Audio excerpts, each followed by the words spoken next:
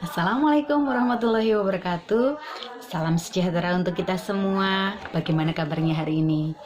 Ibu harap kalian dalam keadaan sehat, tidak kekurangan suatu apapun. Karena di masa pandemi seperti saat ini, kalian harus tetap menjaga kesehatan supaya tetap semangat mengikuti pelajaran dari ibu. Oke, minggu lalu kita sudah banyak belajar tentang pengertian sejarah, kemudian arti kronologi, periodisasi, kemudian sinkronik, diakronik. Jadi nanti di sejarah Indonesia itu ada beberapa materi yang diperdalam di sejarah peminatan, seperti misalnya ada sinkronik, diakronik, kemudian periodisasi, kronologis, itu ada juga di materi sejarah peminatan.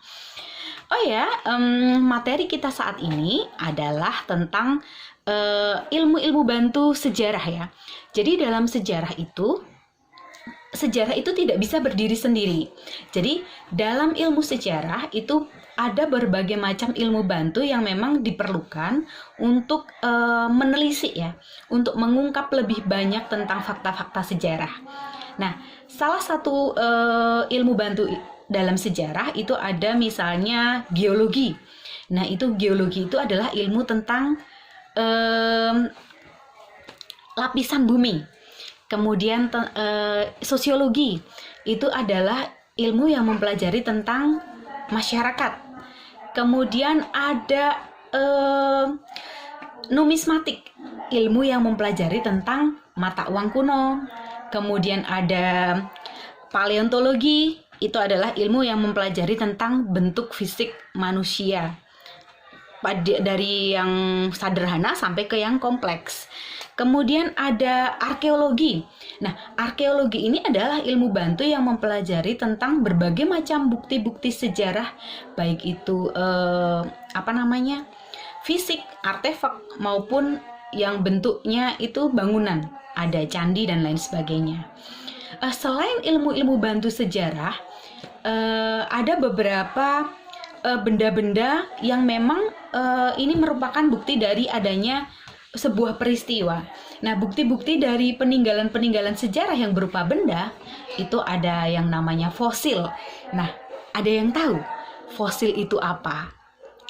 Betul sekali, fosil itu adalah sisa-sisa makhluk hidup, baik itu hewan, manusia, maupun tumbuhan yang sudah membatu dan umurnya itu sudah mungkin ratusan tahun yang lalu ya, atau mungkin jutaan tahun yang lalu. Kemudian ada lagi artefak. Nah, artefak itu adalah bukti fisik atau sejarah, bukti sejarah yang berupa benda. Itu bisa candi, monumen. Ada juga monumen itu apa? Ada ya, kalian harus bisa membedakan antara monumen dengan museum. Kalau monumen itu adalah tugu peringatan, sedangkan kalau museum itu memang tempat yang digunakan untuk menyimpan semua benda-benda bersejarah. Kemudian ada ekofak. Nah, ekofak itu apa? Ekofak itu adalah objek yang ditemukan di sebuah situs arkeologi. Misalnya saja tentang tanduk hewan. Nah, kemudian tentang tanaman. Nah, itu adalah bagian dari ekofak. Ada lagi tentang ifsefak. Nah, ifsefak itu adalah faktor lingkungan yang memang diubah oleh manusia pada masa praaksara. Contohnya misalnya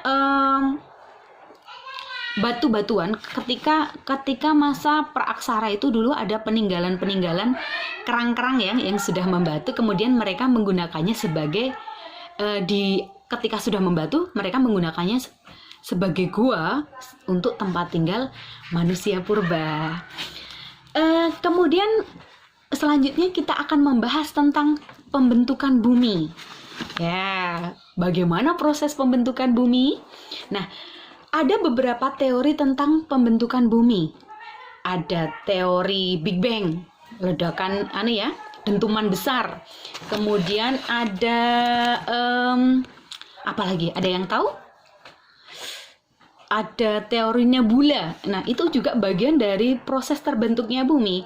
Nah, proses evolusi pembentukan bumi itu dimulai berdasarkan ilmu geologi. Nah, ini tadi ada kaitannya dengan ilmu bantu sejarah ya. Itu ada arkeokum.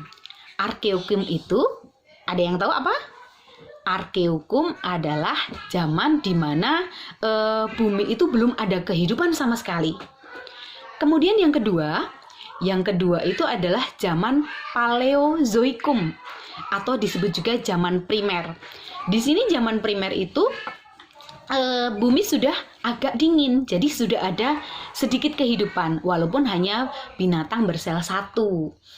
Kemudian yang ketiga itu adalah zaman Mesozoikum. Ada yang tahu zaman Mesozoikum apa? Zaman Mesozoikum itu adalah zaman sekunder.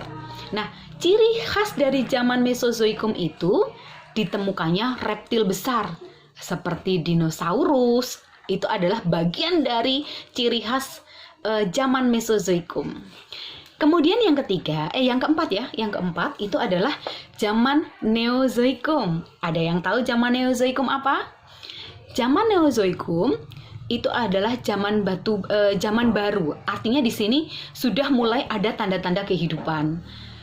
Nanti zaman Neozoikum itu dibedakan menjadi zaman tersier dan zaman kuarter. Nah, zaman tersier itu ditandai dengan musnahnya reptil-reptil besar seperti dinosaurus. Nah, kenapa mereka musnah?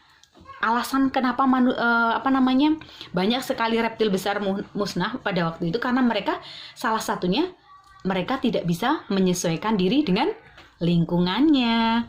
Kemudian zaman kuarter. Nah, zaman kuarter itu dibedakan ada zaman kala Pleistosen dan juga dengan kala Holozen.